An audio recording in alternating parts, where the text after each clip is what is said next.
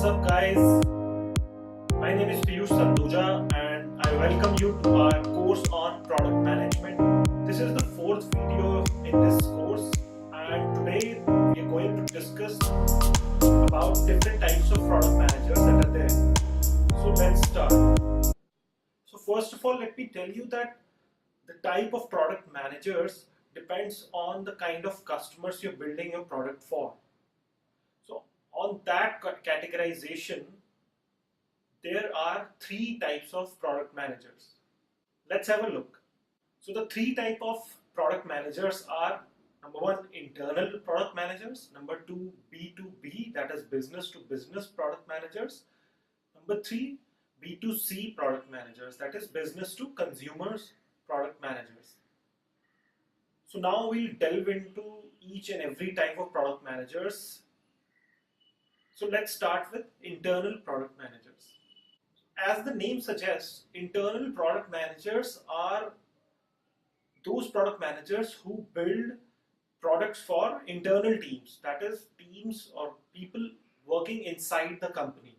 So these teams can be operations team, sales team, or marketing team, or even your administration team.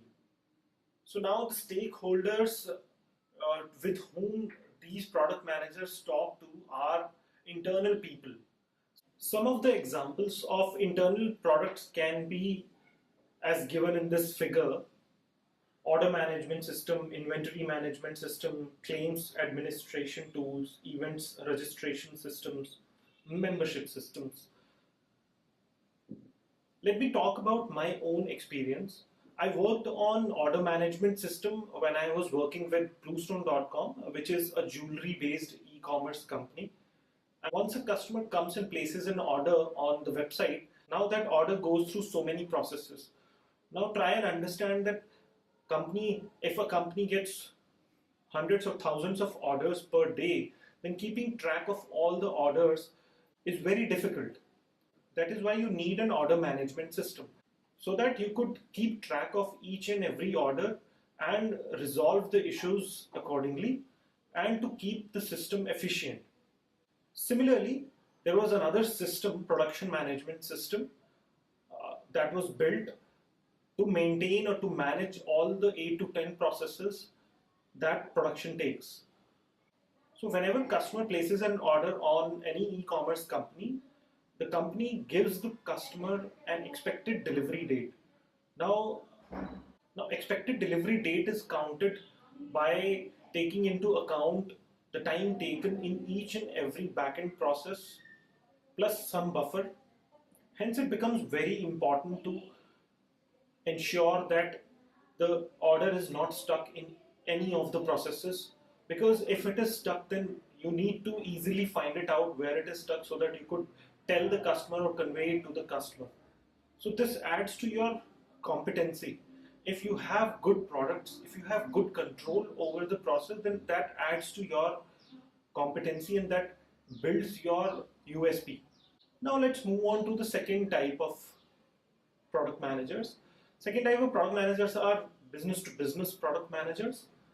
Now, as the name suggests, in B2B products, so these products are built for another company who pays for these products.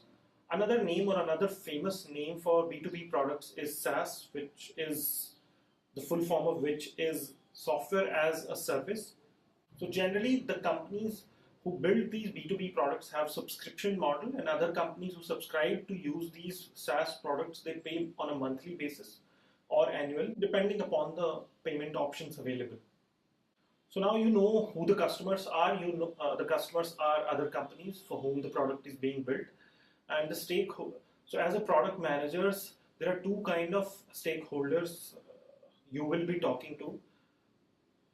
The first one are your own salespeople, because salespeople are the ones who are in directly touch with the customers. They are the one who are pitching your product to the customers. So you talk to the salespeople in order to understand their pitching process, in order to understand the pain points of the customers as observed by the salespeople, and thirdly, to fill any knowledge gap or information gap that sales teams might have.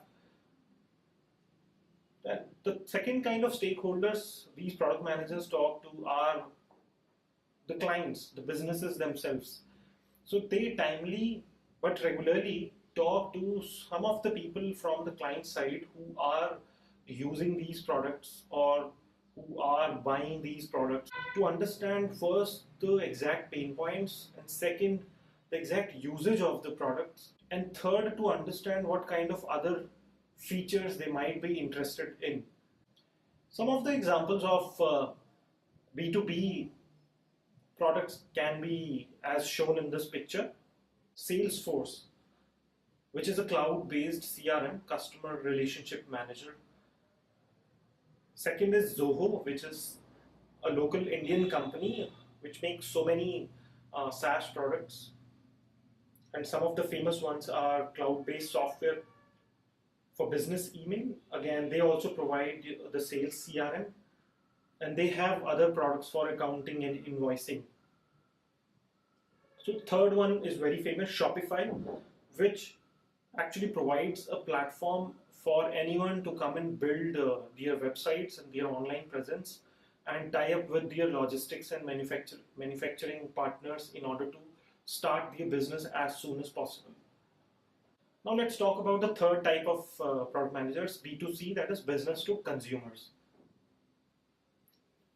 Again, as the name suggests, the customers of B2C products are general public, depending upon the target audience for whom the product is made, and the stakeholders to whom the product managers talk to are mostly the customers for whom the product is being built, and sometimes they might talk to other departments in the company to understand some of the nuances of customers' usage. Some of the examples can be as shown in the picture. Facebook, Twitter, LinkedIn, all these products are B2C products. Anyone can log in or sign up with these products and start using them as soon as possible. So let's just talk about the major differences in these three product types and try and understand what kind of product roles can be suitable for you as a product manager. So let's have a look at this picture. So the first difference is the level of difficulty of making a product. Internal products and B2B products are comparatively simpler than B2C products. Internal products are good if you are just starting out as a product manager, because the product you will be working on is to be used by the internal teams. So in case if you mess some things up, it will not affect the company's revenue as much as it will affect in case of B2C products. Similarly, in B2B, it is also good for an entry-level product management job. Again, you will be talking to a limited set of audience, and you will get a clear-cut idea of what kind of features or what kind of direction to be given to a particular product, because salespeople or the clients will be more or less clear about what kind of products they need. So hence, this is also comparatively easier to build. But B2C products are the hardest to build, because you constantly have to talk to audience, or you constantly have to find out ways to understand the usage of the product or to add new features of the product, because there is no one directly telling them what exactly to be built. You have to find it out by talking to customers. So yeah, it is easy to say that internal products and B2B products are less risky compared to B2C products. And the riskiness can be adjusted by the amount of revenue a particular product generates or would not generate or create a loss if not built properly. Third difference can be the amount of pressure that a product manager would have. For internal products, the pressure is lesser and the job is more of that of project management and less of product management, because you know the process that is being already followed, and then you start by converting that process into your product, and then that's from there you start building the product. And in B2B, you know the kind of features you have to build, but there are still tighter deadlines because the deadlines are more or less set by another company for whom you are building the product. There is more pressure compared to what you have in case of internal products. But in case of B2C products, there is huge pressure. As I've already told you that B2C product managers are always thinking about what next to be built, because there is a huge competition, and if you will not be working on, or if you will not be trying to improve your product, then you might lose out a huge number of customers. Another difference can be the kind of learnings you can have by working on different kind of products.